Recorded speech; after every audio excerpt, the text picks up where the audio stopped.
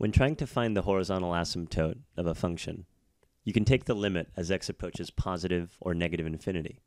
In the cases of these 6 rational polynomial functions, all you need to do is use the end behavior model. In other words, the greatest degree term on top and the greatest degree term on the bottom to determine where the asymptotes are, if there are any.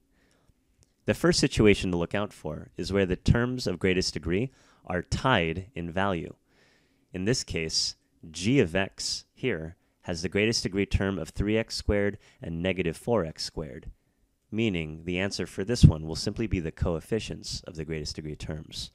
In addition, h of x down here also has the greatest degree terms having a power of 4, meaning these will also give you a horizontal asymptote using the coefficients. The second case is when the greatest degree term is in the denominator, such as this f of x. If you notice an x cubed in the denominator and only an x squared in the numerator, means the horizontal asymptote will be y equals 0. In addition, h of x down here also has its greatest degree term in the denominator with an x to the 4th. The final case is when the numerator has the greatest degree term. F of x here has its greatest degree term x to the 4th in the numerator, and g of x here has its greatest degree term also in the numerator with a 2x cubed. Now, if we're trying to figure out where the horizontal asymptotes are, all we need to do is analyze the greatest degree terms. In this case, the x squareds would cancel out, leaving you with y equals a negative 3 over 4. And in this case, a negative 2x to the 4th and a positive 3x to the 4th would cancel out the x's, giving you y equals a negative 2/3. In case 2, where the greatest degree term is in the denominator, notice when we cancel out our numerator x's, that's going to leave at least one x in the denominator.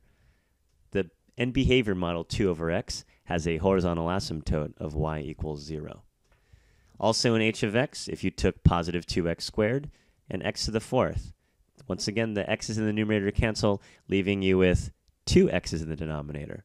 Now, an end behavior model of 2 over x squared also follows the same trend with having a horizontal asymptote at y equals 0. Finally, when the greatest degree terms are in the numerator, all the x's in the denominator should cancel. Looking at the greatest degree terms here, notice the x cubed cancels out 3 of the x's in the numerator, leaving us with the end behavior model of x over 2, the equation of a line. In g of x, notice that 2x cubed and negative 4x squared are the greatest degree terms, and once again, all the x's in the denominator cancel out, leaving us with 2x over negative 4, or in other words, negative 1/2 x, also the equation of a line. In these situations, there are no horizontal asymptotes, so we can write no HAs. If you want more practice finding horizontal asymptotes, try finding the asymptotes of these 3 functions. Check the comments. Good luck.